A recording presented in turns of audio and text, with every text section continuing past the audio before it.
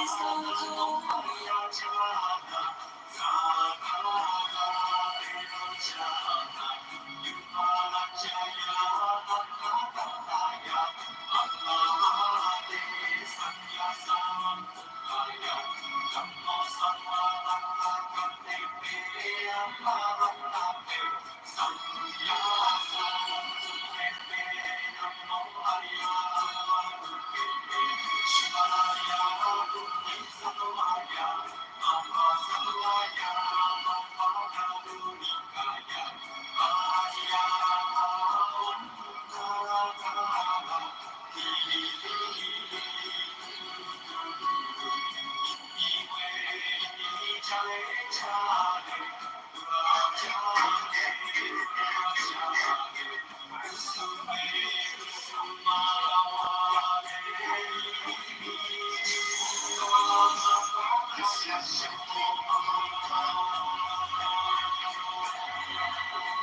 you see my look into my eyes, this is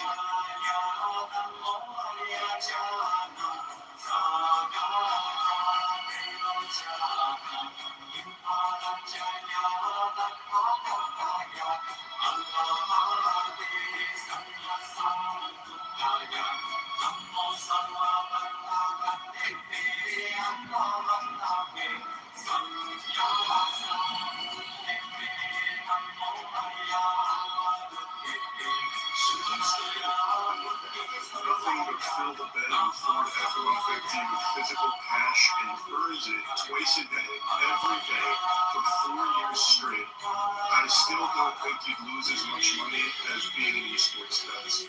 Esports is a worse investment, and it's because the name potentially gave them the idea that it wasn't something to be taken seriously unless they smited us.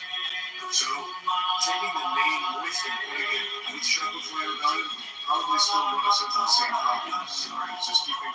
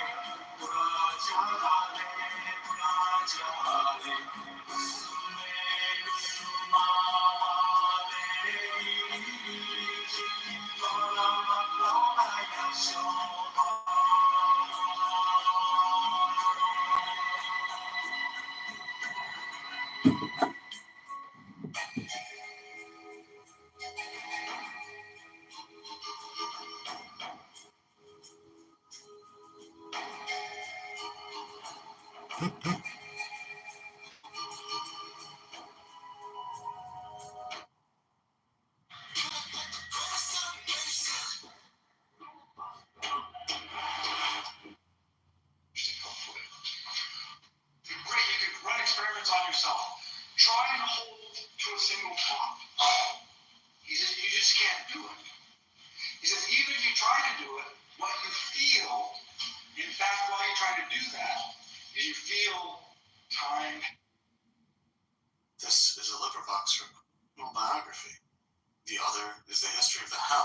which the room is part.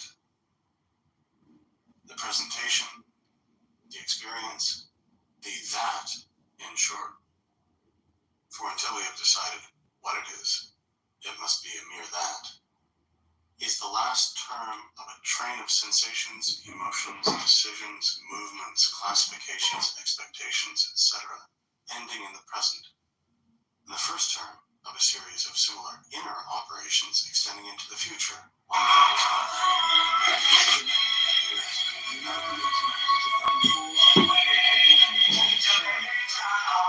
Unions by continuous transition are the only ones we know of, whether in this matter of a knowledge about that terminates in an acquaintance, whether in personal identity, in logical predication through the copula, is, or elsewhere. If anywhere there were more absolute unions realized, they could only reveal themselves to us by just such conjunctive results. These are what the unions are worth. These are all that we can ever practically mean by union, by continuity. Is it not time to repeat what Lotze said of substances, that to act like one is to be one? Should we not say here that to be experienced as continuous is to be really continuous, in a world where experience and reality come to the same thing? In a picture gallery, a painted hook will serve to hang a painted chain by. A painted cable will hold a painted ship. In a world where both the terms and their distinctions are affairs of experience, conjunctions that are experienced must be at least as real as anything else. There would be absolutely real conjunctions if we had no transphenomenal absolute ready to be realized what the experience was. It shouldn't hurt to. We had such an absolute. Not one of our opponents' theories of knowledge could remain standing any better than ours could. For the distinctions as well as the conjunctions of experience would impartially fall its prey. The whole question of how one thing can know another would cease to be a real one at all in a world where otherness itself was an illusion. Footnote. Mr. Bradley, not professing to know his absolute aliundi, nevertheless derealizes experience by alleging it to be everywhere infected with self-contradiction. His arguments seem almost purely verbal, but this is no place for arguing that point out. End footnote. So much for the essentials of the cognitive relation, where the knowledge is conceptual in type, or forms knowledge about an object. It consists in intermediary experiences, possible if not actual, of continuously developing progress, and finally, of fulfillment, when the sensible percept, which is the object, is reached. The percept here not only verifies the concept, proves its function of knowing that percept to be true, but the percept's existence as the terminus of the chain of intermediaries creates the function. Whatever terminates that chain was, because it now proves itself to be, what the concept had in mind. The towering importance for human life of this kind of knowing lies in the fact that an experience that knows another can figure as its representative, not in any quasi-miraculous epistemological sense, but in the definite practical sense of being its substitute in various operations, sometimes physical and sometimes mental, which lead us to its associates and results. By experimenting on our ideas of reality, we may save ourselves the trouble of experimenting on the real experiences which they severally mean. The ideas form related systems, corresponding point for point to the systems which the realities form, and by letting an ideal term call up its associate systematically, we may be led to a terminus which the corresponding real term would have led to in case we had operated on the real world. And this brings us to the general question of substitution. Substitution.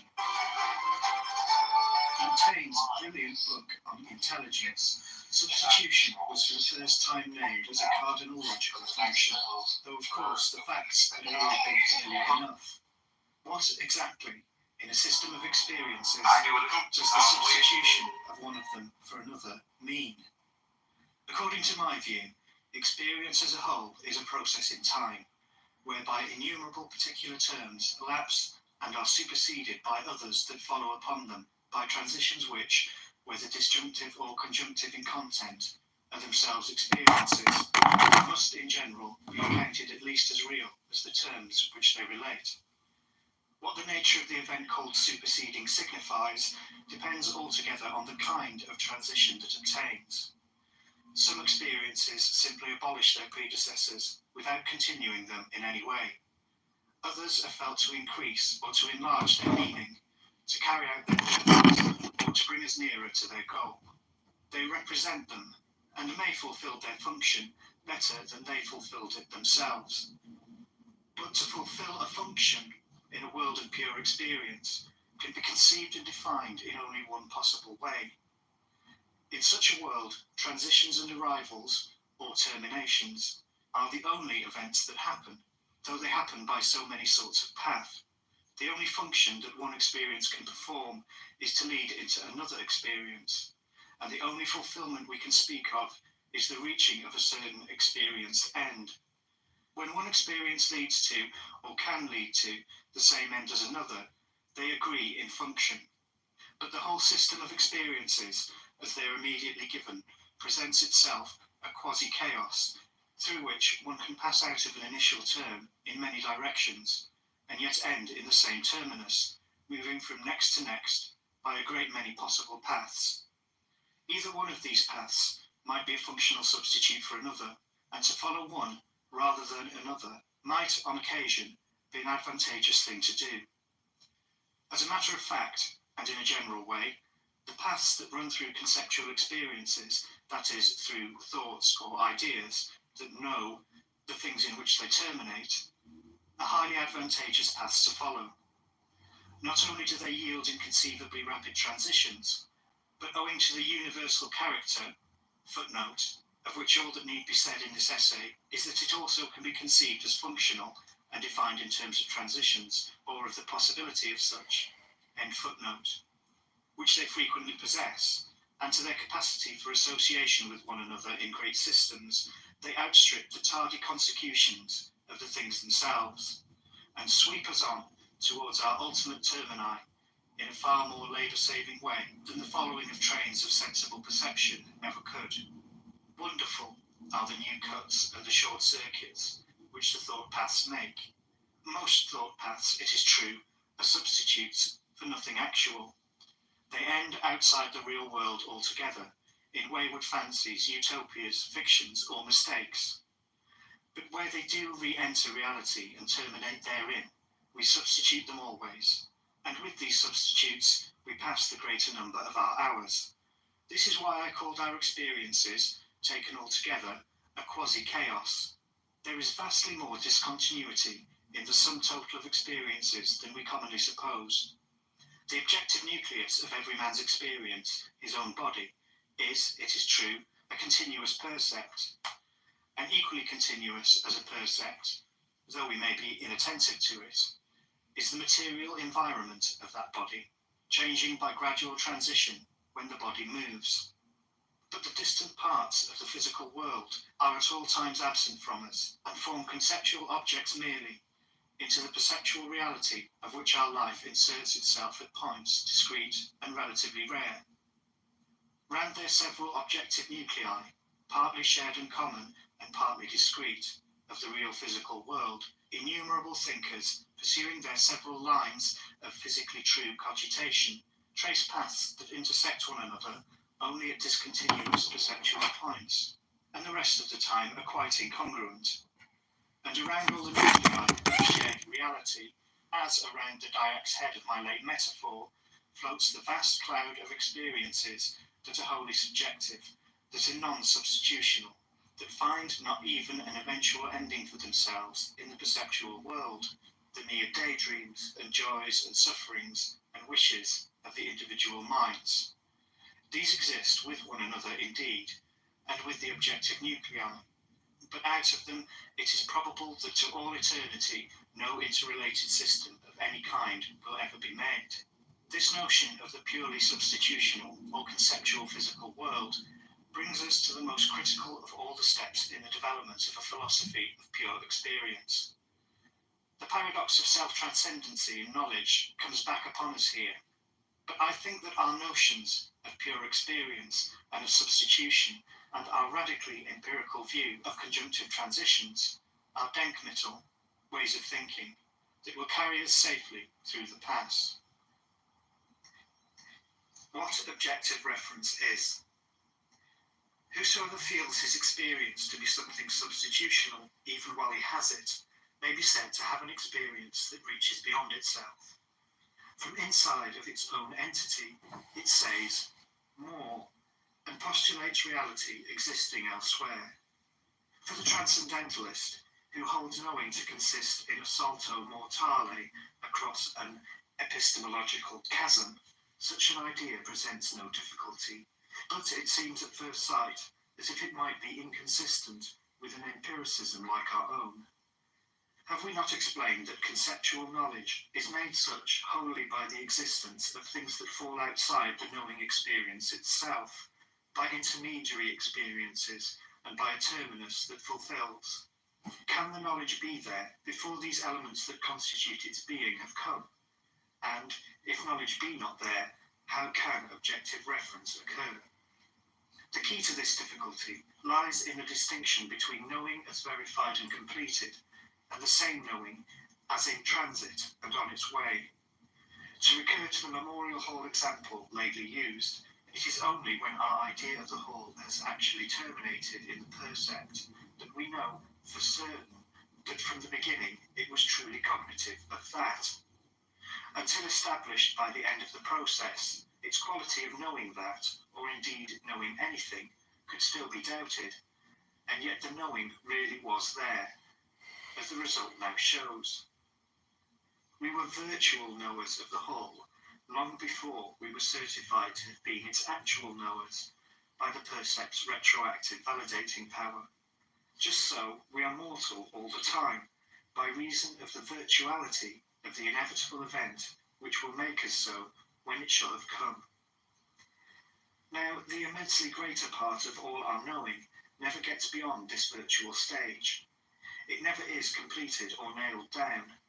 I speak not merely of our ideas of imperceptibles like ether waves or dissociated ions, or of ejects like the contents of our neighbours' minds. I speak also of ideas which we might verify if we would take the trouble, but which we hold for true although unterminated perceptually, because nothing says no to us, and there is no contradicting truth in sight. To continue thinking unchallenged is, 99 times out of 100, our practical substitute for knowing in the completed sense. As each experience runs by cognitive transition into the next one, and we nowhere feel a collision with what we elsewhere count as truth or fact, we commit ourselves to the current as if the port were sure. We live, as it were, upon the front edge of an advancing wave crest, and our sense of a determinate direction in falling forward is all we cover of the future of our path. It is as if a differential quotient should be conscious and treat itself as an adequate substitute for a traced out curve. Our experience, inter alia, is of variations of rate and of direction, and lives in these transitions more than in the journey's end. The experiences of tendency are sufficient to act upon. What more could we have done at those moments, even if the later verification comes complete?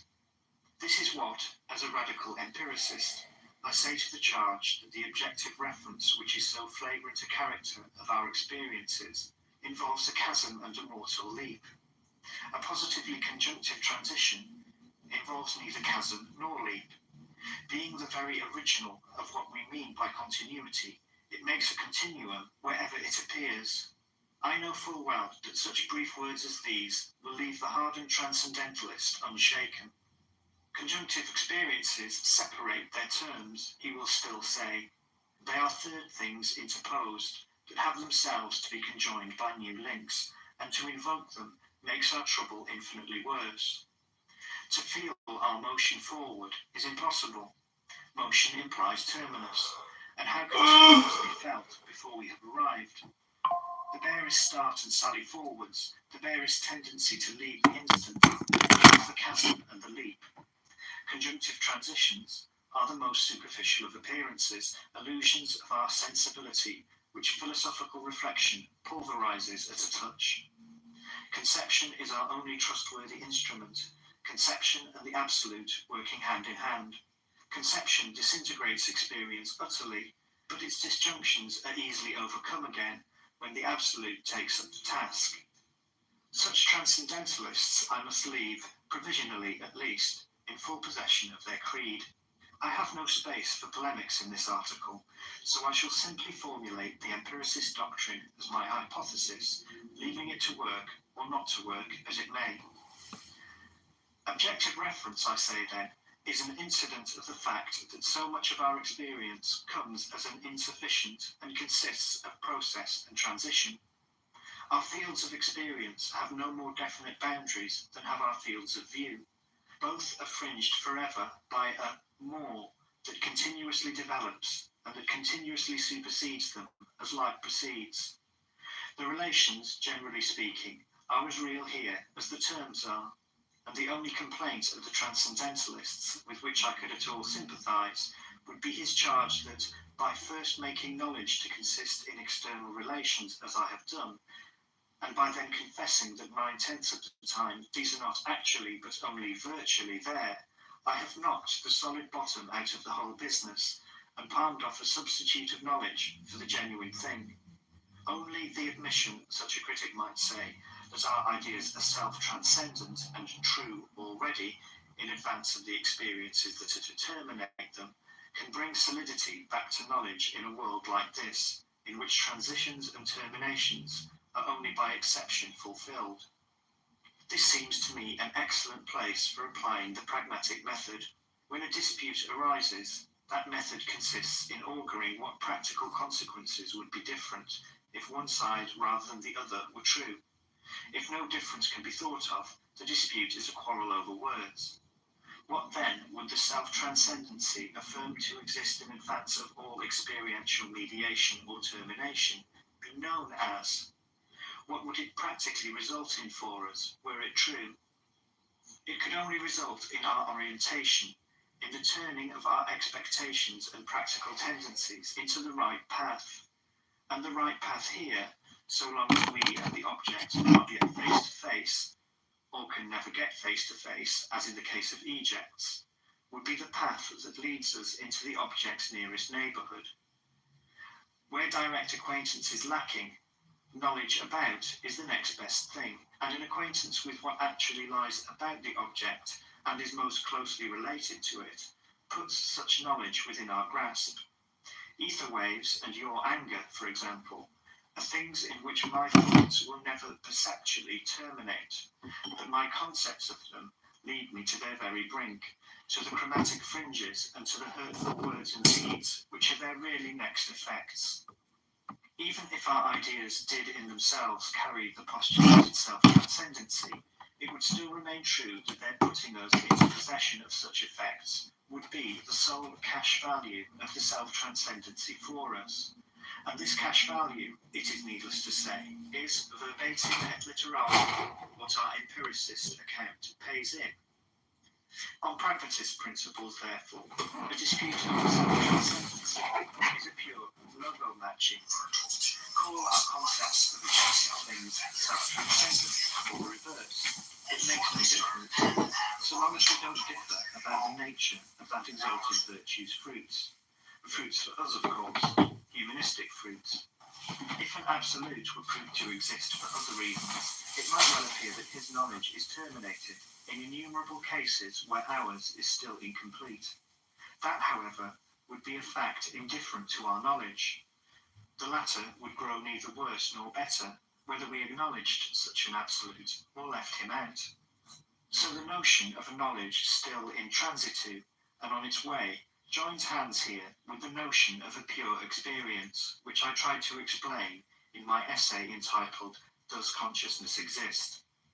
The instant field of the present is always experience in its pure state, plain unqualified actuality, a simple that, as yet undifferentiated into thing and thought, and only virtually classifiable as objective fact or as someone's opinion about fact.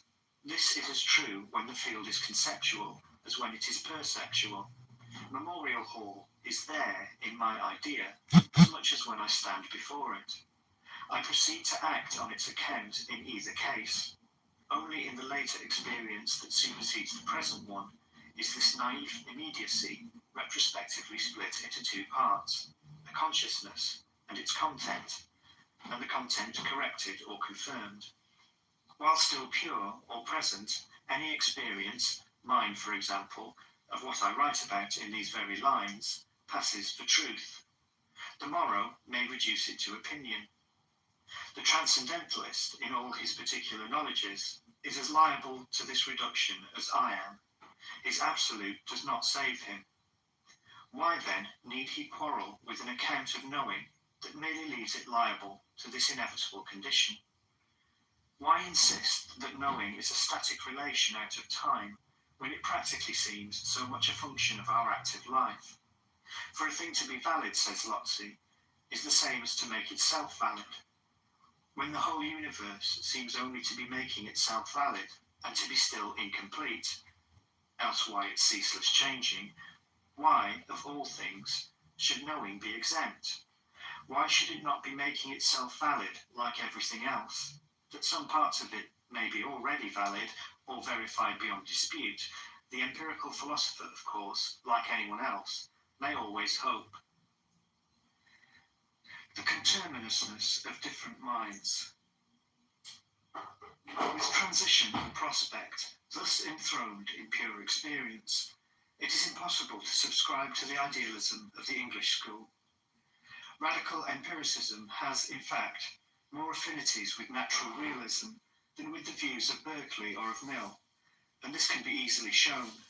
For the Berkeleyan school, ideas, the verbal equivalent of what I term experiences, are discontinuous. The content of each is wholly immanent, and there are no transitions with which they are consubstantial, and through which their beings may unite.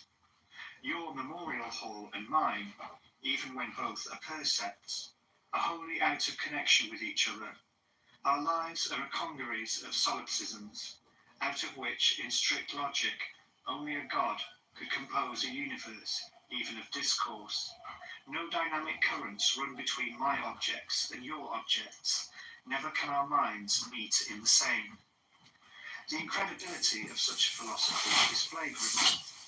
It is cold, strained, and unnatural in a supreme degree.